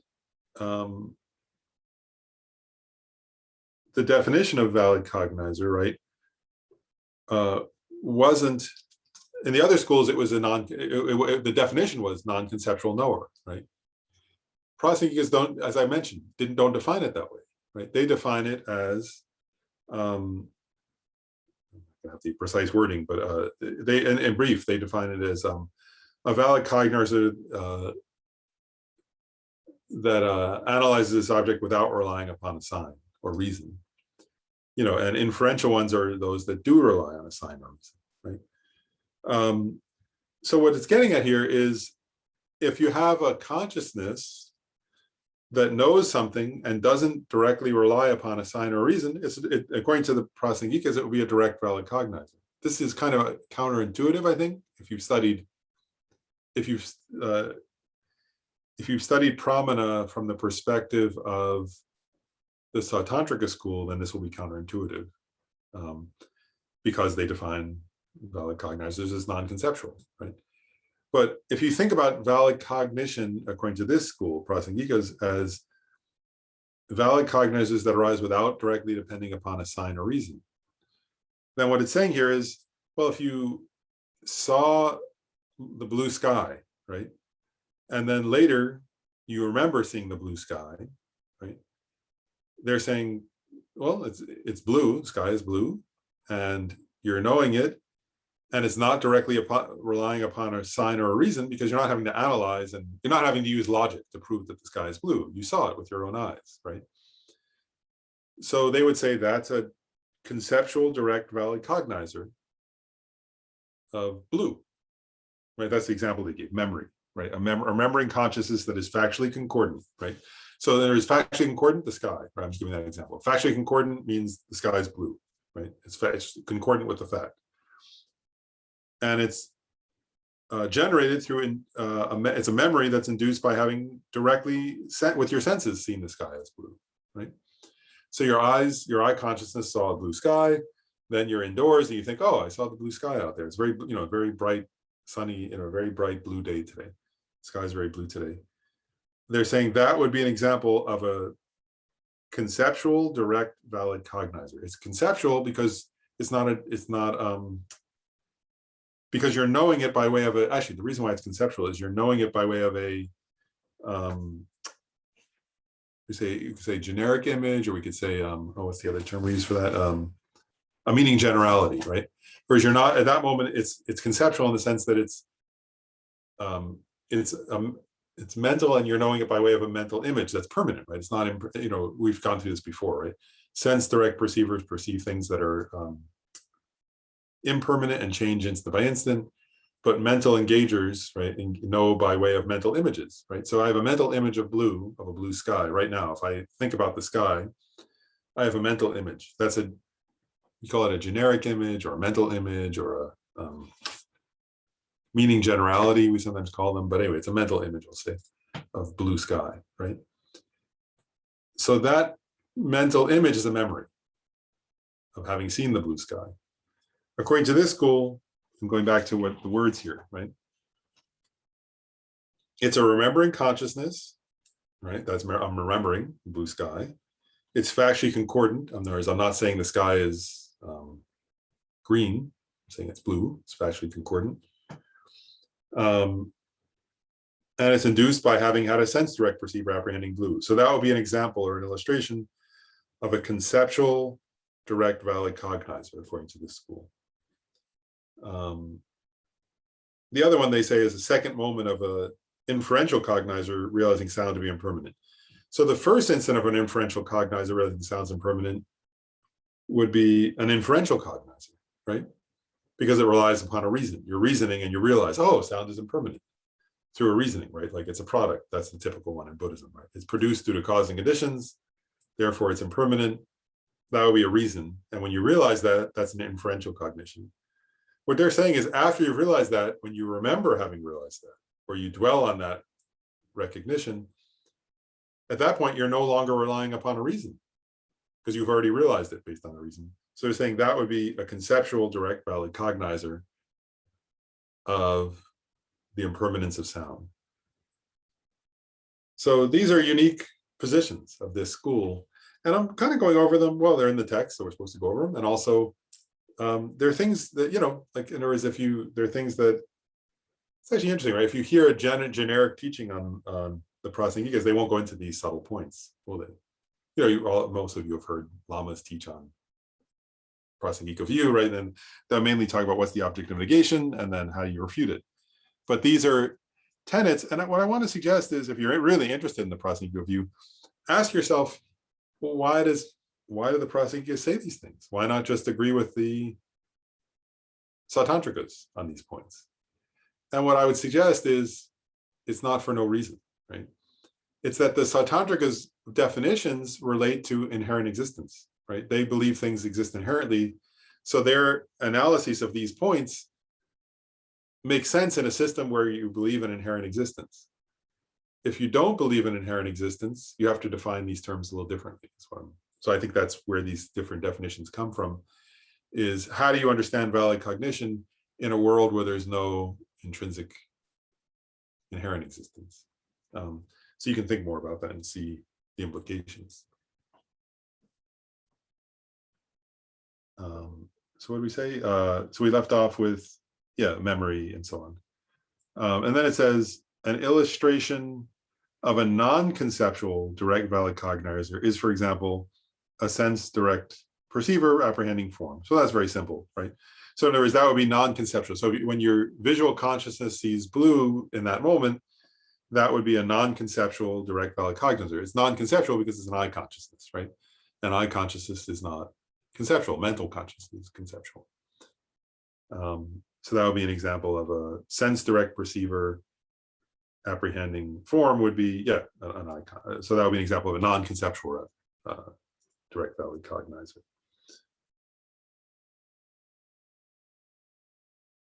Let me just see here. I'm trying to say. The next paragraph says, if it is a direct valid cognizer, it is not necessarily a perceptible or manifest object. Because if it is a yogic direct perceiver, it is necessarily not a perceptible object. This is so because perceptible object and manifest object are equivalent. That's, I don't know, we don't need to dwell on that. What that's really just saying is that sometimes we could think direct valid cognizers always perceive. Remember, earlier in this section we talked about manifest objects or objects that can be seen without that are, what's the word, of the three types. There are manifest objects that don't require, then there are hidden objects and extremely hidden objects. Hidden objects require reasoning to realize them. Extremely hidden objects rely on reasoning, which depends upon the testimony of somebody like a Buddha. Anyway, what this is saying here is that you could think, because the example they just gave of object of a direct valid cognizer being a sense direct perceiver like form, right? So you could think, oh, then maybe all objects of direct valid cognition are easily perceptible manifest objects. And he's saying that's not the case, because yogic direct perceivers directly perceive with valid cognition their object, but they're not obvious, right? They require reasoning, like the subtle impermanence is the example I gave earlier, right? One of the objects of a yogic direct perceiver is subtle impermanence. That can be an object of direct perception for a yogic direct perceiver, but it's not realized in a manifest way, it's realized through reasoning. So he's just saying not all objects of direct valid cognition are manifest objects. Some of them require reasoning to realize them, according to this school.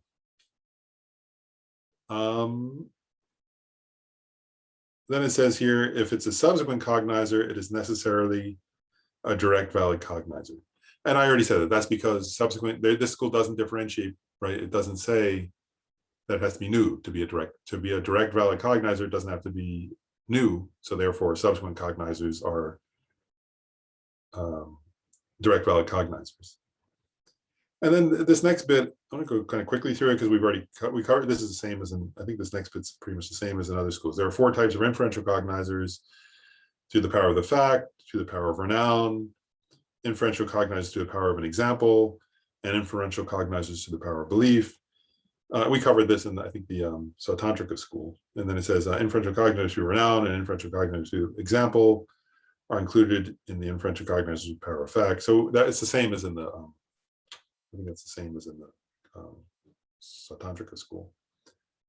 Then it says, if it is a valid cognizer, it is not necessarily non-mistaken with respect to its determined object, because an inferential cognizer realizing sound to be impermanent is a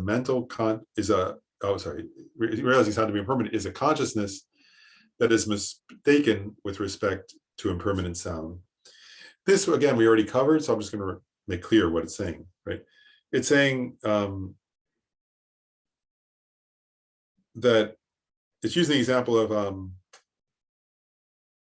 a valid cognizer realizing sound to be impermanent. And what it's saying is such a consciousness is, on the one hand, it's valid because sound is impermanent, right?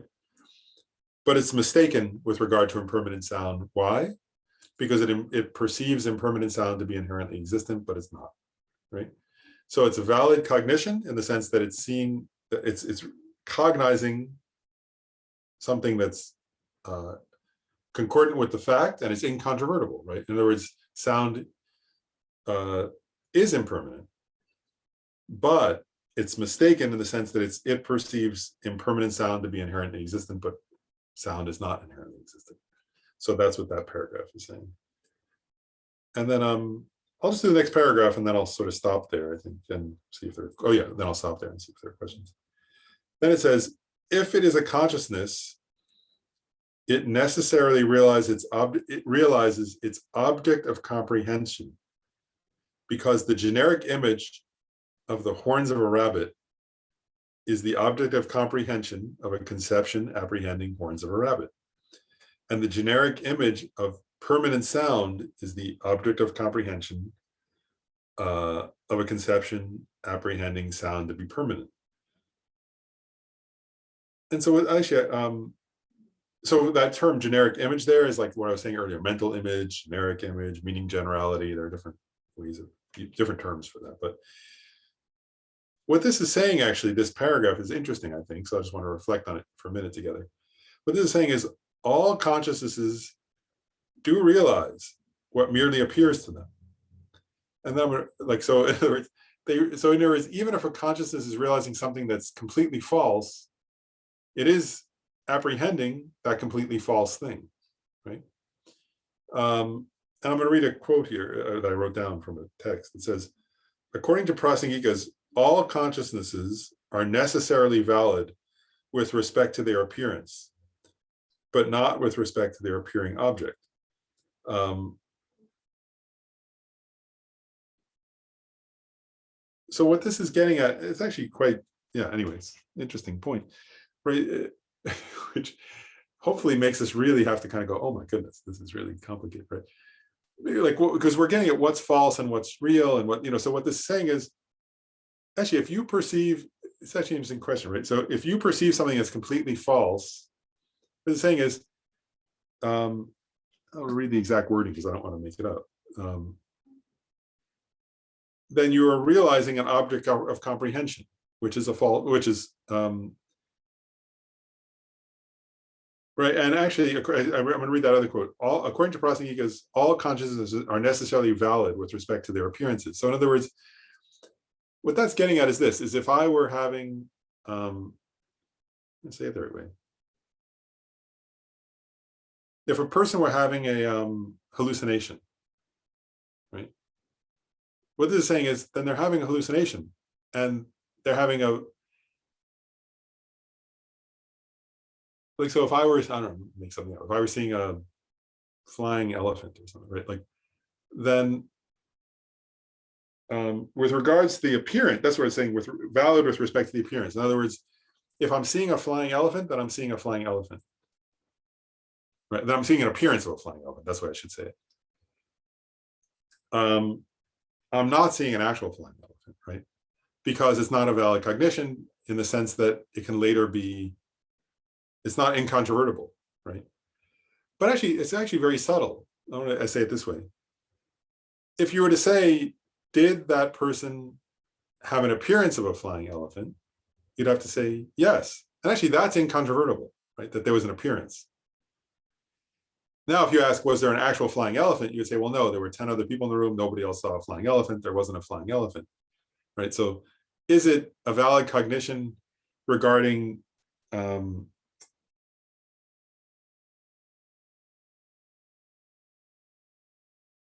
object? No. Is it a valid cognition with regard to an appearance? You have to say yes, in the sense that if in other words, what we're getting at is valid cognitions are incontrovertible, right? So you can, if you say, an appearance, actually, it's kind of funny, isn't it? Like, just think about it this way. Like, if you actually think about this one, right? Like, actually, in the world, because it gives the example of permanent sound, right? So what this is getting at is that people have all kinds of appearances, right? Worldly people, and they're many of them are not valid with regard to what's appearing to them, right? But they are still appearances. And actually, I want to just make I want to just share a personal reflection just on that. Like, well, actually, I'll use an example, a traditional example, right, from Prasanghikas. Prasanghikas use this example, right? They say if you see a coiled rope, you probably heard this if you listen to lamas, right? If you see a coiled rope in the dark at dusk, you're out in the whatever grass at dusk, and you see a coiled rope, and you think it's a snake, right? You perceive it as a snake, and you become frightened, right? Was your perception of a snake valid with regard to there being a snake? No. Right? But did you have an appearance of a snake to your consciousness? Yes. And actually, and this is getting an interesting question, like I'll raise, and it functioned, right? In other words, it led to an increased heart rate. It may have led, it could have led you to jump up and down or run or whatever, like it could lead to all kinds of behaviors, right? So it's an interesting point, right? It doesn't function as a snake. There's in the sense that it can't give rise to, for example, baby snakes or something like that, but it does produce that appearance of a snake is an appearance, right, to a consciousness that gives rise to certain kinds of results, like fear or running or jumping or screaming, all kinds of things, right, could give rise to. And so that's what this is saying, is that, like, and so when we have the appearance of a truly existent I, right, we have that appearance, right? That appearance doesn't correspond to anything that actually exists, because there is no truly existent I. But just like the example of a snake, right? Seeing the rope as a snake, that gives rise to all of samsara, right? So in other words, countless lifetimes of samsara arise due to an appearance of an inherently existent I. That inherently existent I does appear to a consciousness. That's undeniable, right? And that appearance of an inherently existent I that does appear to a consciousness gives rise to hatred, desire, pride, jealousy, right? It gives rise to hell and hate, battles and arguments and cruelty and all those other things, right? And yet what's appearing to that consciousness doesn't actually exist, right? But the appearance exists. You see, we're getting, so I'm just differentiating. That's what this paragraph is saying, right? It's saying that, so in that sense, for prasangikas, whatever appears, appears, right?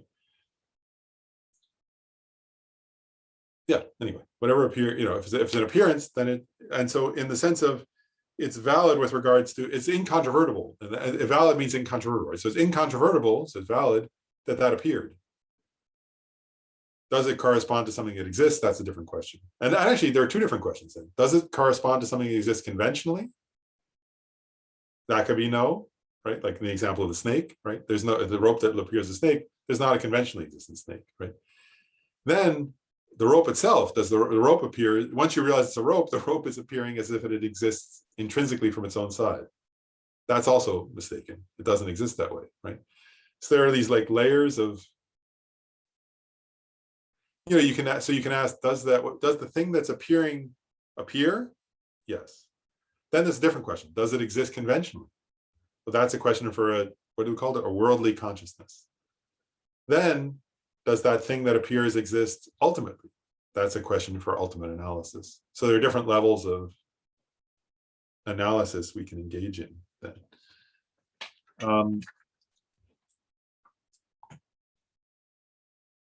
I want to stop there, and I want to just, and then I'll just say a few quick comments. One is like, so there's a lot to think about, and I said that, obviously when I started, I said that these are things like implications of the Prasangika school's view, and that some people may not have been exposed to some of the details before, but that's good. Anyways, that's what we're doing, or you just sort of, and that's something to think about. And you go, well, what,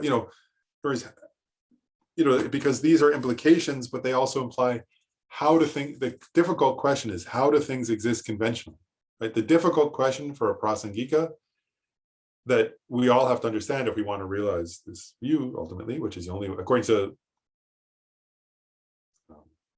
Chandrakirti, if you don't realize this view, then you don't become liberated from samsara, right? And so the question is, how is it that there's a harmony between valid cognition of conventionalities and a lack of intrinsic, an emptiness of intrinsic existence? That's the question that we're sort of exploring in a way here, I think. Then, while we just have a couple minutes, I want to use just a minute or two to ask a question of you all. First, I want to acknowledge a couple. I want to acknowledge something and then say something. One is I want to acknowledge that I've been, because I've been busy, I haven't responded to some emails, so I want to apologize for that. But I want to say that I have received some emails from some of you, and I want to say in terms of, because I think now we only need one more class to complete the text. It looks like to me on this particular text. So I want to say a few things. One is I've received emails from a number of you, and I'll acknowledge them at some point. But I'm going to start working on getting completion certificates. So if you've attended most of the classes, you should get a complete. FPMT wants people to get completion certificates. It's just nice to get one. At this point, because of the pandemic, usually we give out in written, printed ones, but I'm going to email them. So since we're not meeting in person, so if you've already emailed me, I want to say I've gotten it, and I'm going to sort of work on that. If you haven't emailed me, just send me a quick email, just noting that, hey, I've attended most of the classes. I think all of you have. So just just say that, remind me, and I'll send you, because I'm sometime in the next month or so, I'll get those organized with FPMT and send them out is one point. But people should get credit for having attended. That's it's just good. I think it's a good policy of FPMT, so that's good to do. And then the other thing just to mention is if we want to continue on after this to something, so there'll be another class, which is already scheduled. I think it's like November 13th, I think, if I remember right. So that will probably be the last class in the series because there's not that much more in the text. It's a pretty brief section. And then if we want to plan another class, first of all, it's only if people are interested. But so far, it's been funny, actually. Like I had sort of raised this question last class, and I just got a couple of, like I got, I think it was in one email saying, oh, maybe we could do mind and its functions. I think it was from Jody. I think Jody sent that, or did you send that? I can't remember. But and then I got one from Paul Stevenson saying anything except mind and its functions, which was kind of funny, or anything except that, or anything except mind and its functions, or what's the other one? Awareness and knowers. And then I got one email from, I was emailing back and forth a little bit with Rajiv, and he said he's not been coming to class, but he said, oh, I might want to start coming to class again. Maybe we could do awareness and knowers. So I was sort of laughing. I was like, so I got an email suggesting mind and its functions, an email suggesting awareness and knowers, and an email saying anything other than mind and its functions or awareness and knowers. So I was like, okay, that's really hard to. So I guess I just want to say is that if people are interested in another topic, and I guess all those are from the basic program because we've been doing basic program topics. Let me know, because basically the policy has been, my policy has been, if there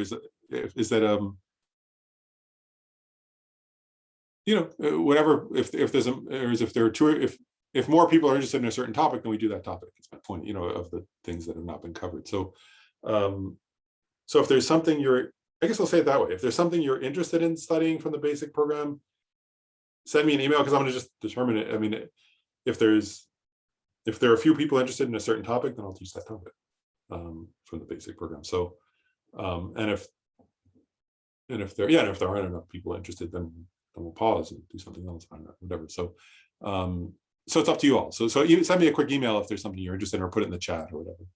Is that? And then last thing I'll say is, so we've got the right now the things scheduled are, there's the last class in this series, which will be on I think in 2 weeks. I think it's in 2 weeks from today.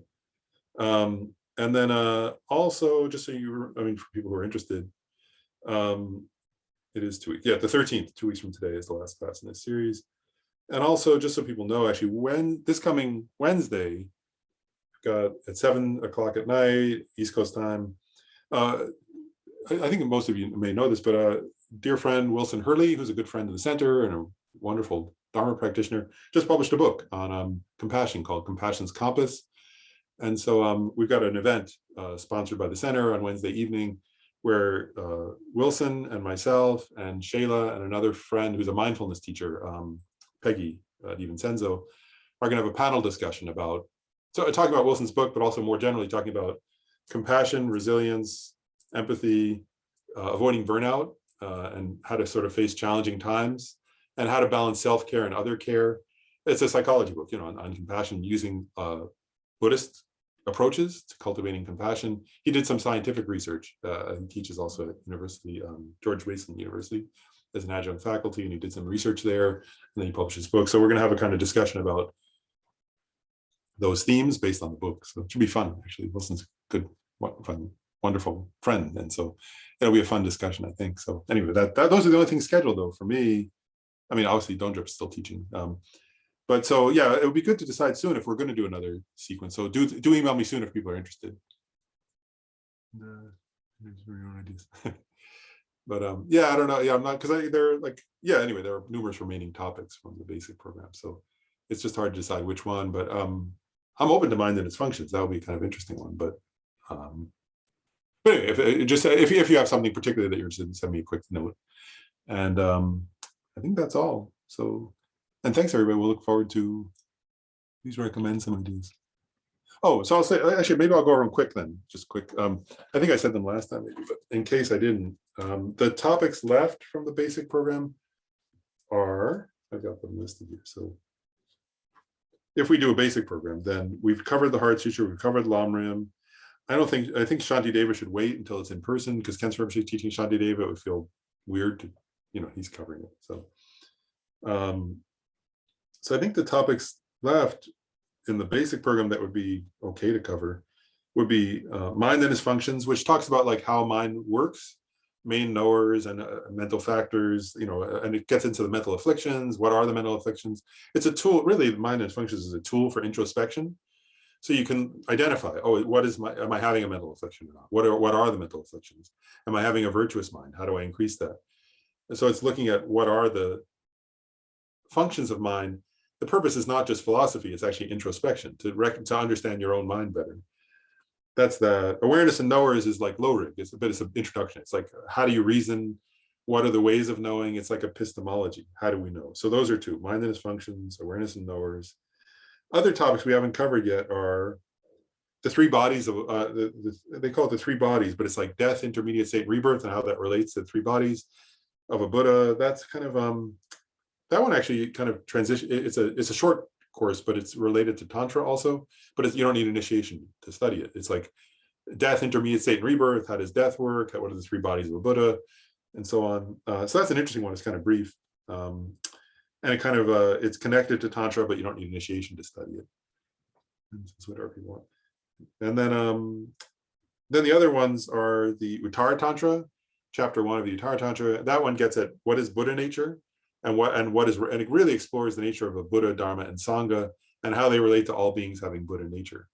That's a wonderful topic, but it's longer, it's bigger, not as big as Shantideva, but it's that would take longer. The other two, mind and its functions, is pretty brief.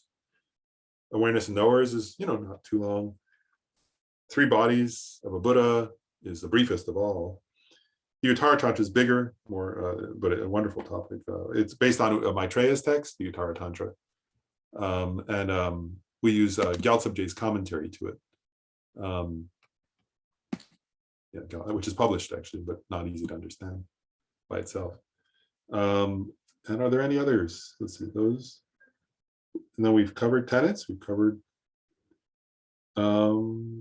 I actually think those are the ones, because the other topics that are left, I don't think would be appropriate to do next. One is chapter 4 of the Abhisamayalankara. I think that's not good to do next.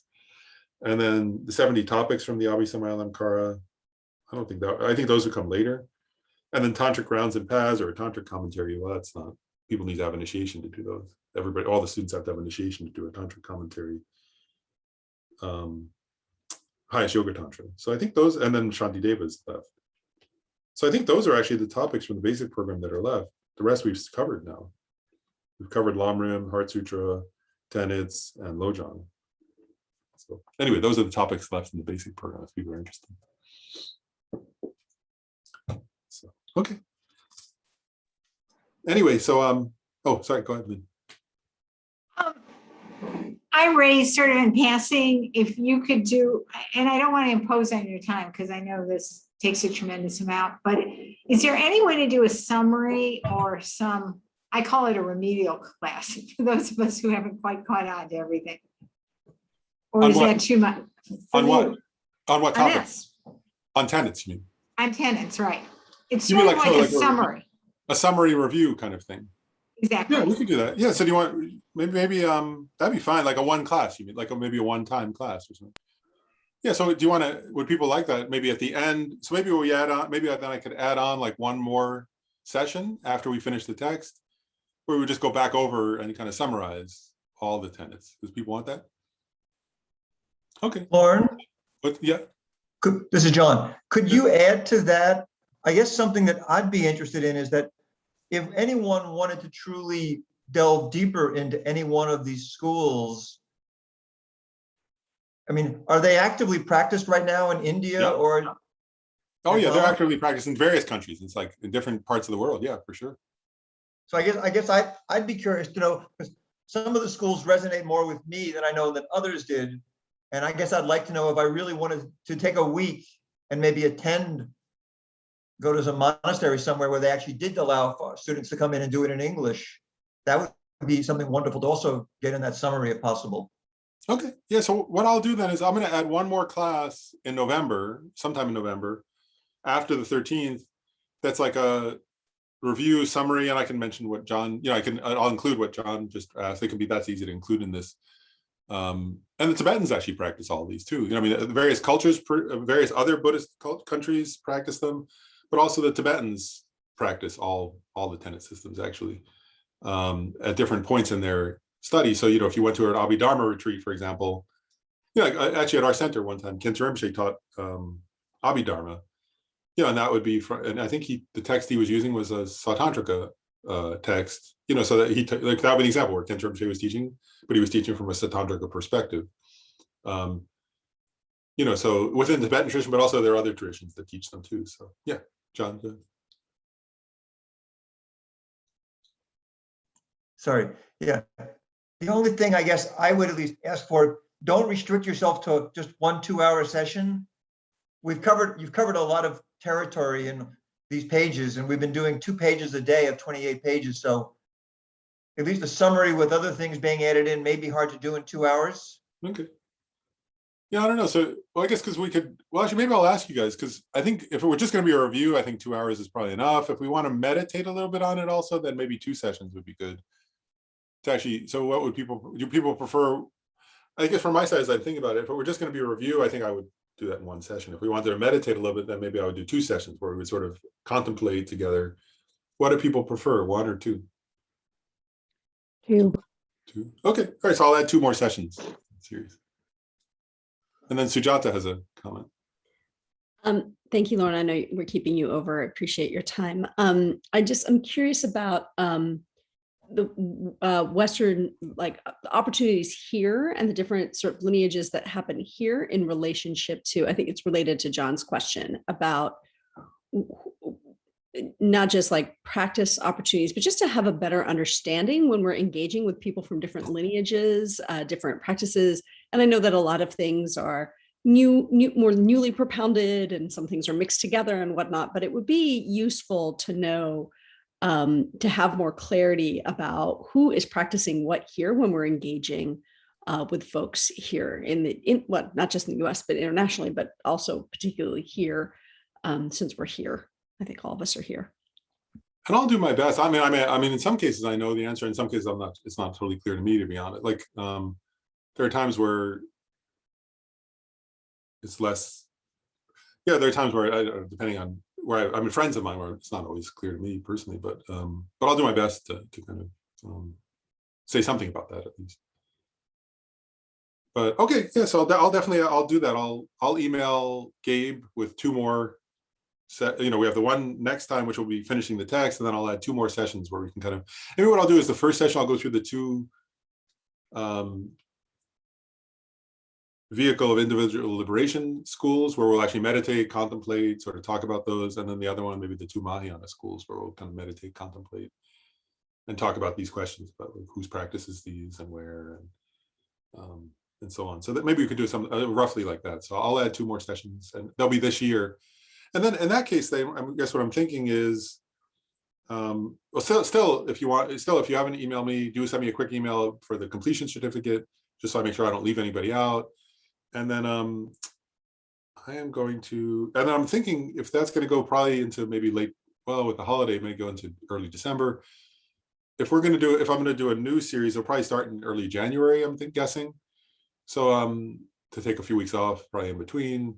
Especially if we're going to add the 2 sessions on. So that may delay starting, which is good because I have to get text printed and find the text and all that. So, but still, if people have thoughts about the next series, do still email me with that so I can sort of see if there's more interest in a certain thing. Because I don't know. Actually, I don't have a strong of the thought. I personally, I think after this, it'd be good to continue with the basic program. It'd be nice to actually, personally, it'd be fun to actually finish the whole basic program, including tantric stages of paths someday. Although that would require inviting a lama to come give initiation, and people would have to be interested in that or something, you know. So anyway, we could figure that out. But it'd be fun to cover even tantric stages and paths and a tantric commentary, do everything, you know, do the whole basic program. Would be kind of nice. But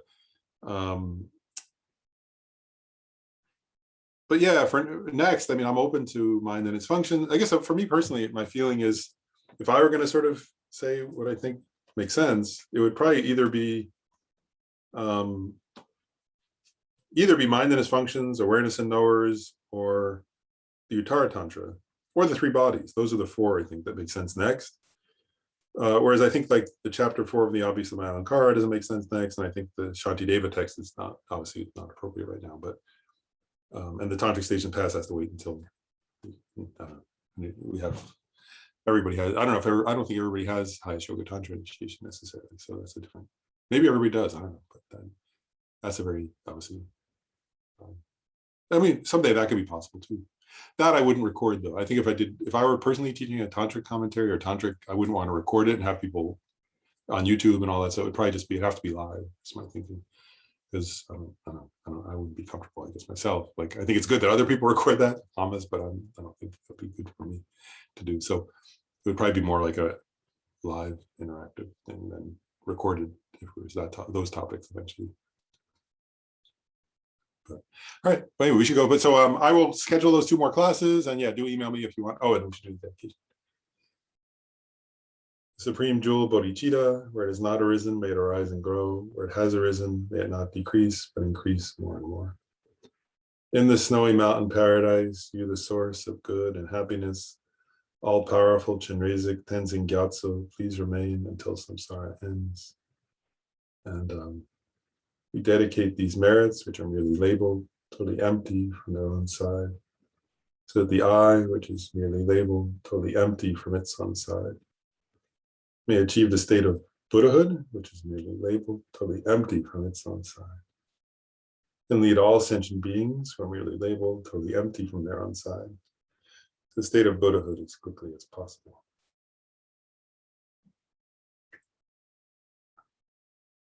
Thanks, everybody. Thank you, Lauren. Thank you. Thanks, Lauren. Thanks, Lauren. Thanks. Thanks, Lauren. See you guys soon.